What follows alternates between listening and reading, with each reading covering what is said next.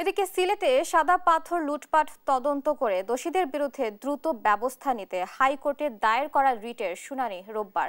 বৃহস্পতিবার সুপ্রিম কোর্টের আইনজীবী মীর কে এম নুরুন্নবী এ রিট দায়ের করেন। রিটে ঘটনা তদন্ত করে 15 দিনের মধ্যে প্রতিবেদন দেওয়ার নির্দেশনা চাওয়া হয়েছে।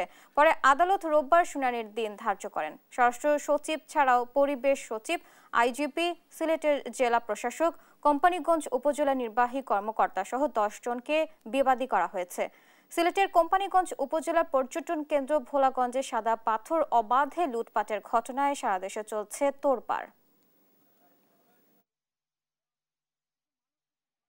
বলেছি যে সেখানে অ্যাডিশনাল ফোর্স পাঠানোর জন্য যাতে পর্যটকদের যাবতীয় নিরাপত্তার ব্যবস্থা করা হয় এবং ক্ষয়ক্ষতি যা হয়েছে তারপরে যাতে আর কোনো ধরনের ক্ষয়ক্ষতি হতে না পারে এই জন্য আমরা রেসপন্ডেন্ট নাম্বার 6 এবং 7 এর প্রতি ডাইরেকশন চেয়েছি। অনারেবল হাইকোর্ট ডিভিশন আমাদের আজকের এই মোশনটা আমরা সাবমিট করতে গিয়েছিলাম, ওনারা আমাদের মোশনটা অ্যাকসেপ্ট করেছেন এবং বলেছেন যে রবিবারে ওনারা এই মামলাটা শুনবেন।